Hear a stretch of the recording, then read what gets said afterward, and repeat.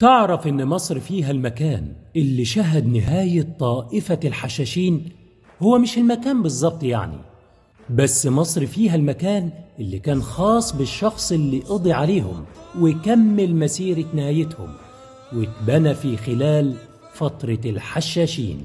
والشخص ده هو الحاكم بيبرس، صاحب جامع الظاهر بيبرس اللي موجود في حي الظاهر.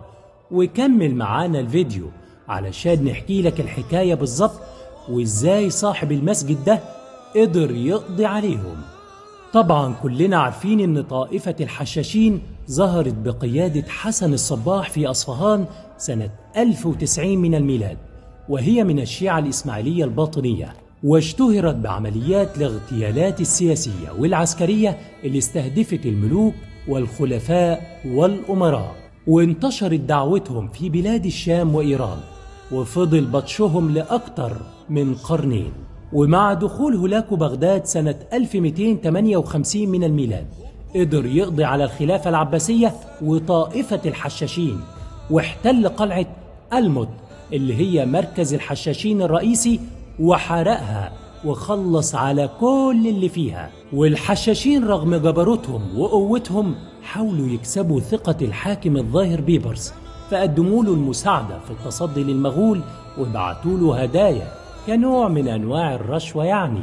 لكن الظاهر بيبرس كان قائد ذكي وحكيم، وكان عارف إن ده خداع منهم، وكمان كان حافظ غدرهم وخبرتهم في الاغتيالات، فعمره ما أمن لهم نهائي، وفرض عليهم جزية علشان يقيد تحركاتهم، فبقوا هم اللي يدفعوا الفلوس بدل ما بياخدوها. وكمان كان هو اللي بيعين وبيعزل الحكام بتوعهم. وبعدها الحكم بقى في ايد السلطان بيبرس، وده طبعا ما عجبش زعيم الحشاشين وحاول يضم مصر لأملاكه، فبيبرس عزله وسجنه.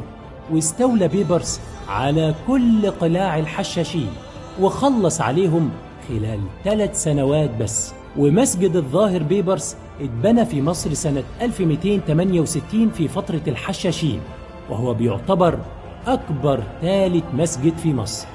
قل لنا، رحت مسجد الظاهر بيبرس ولا لا؟ وكنت تعرف إنه هو اللي خلص على باقي الحشاشين؟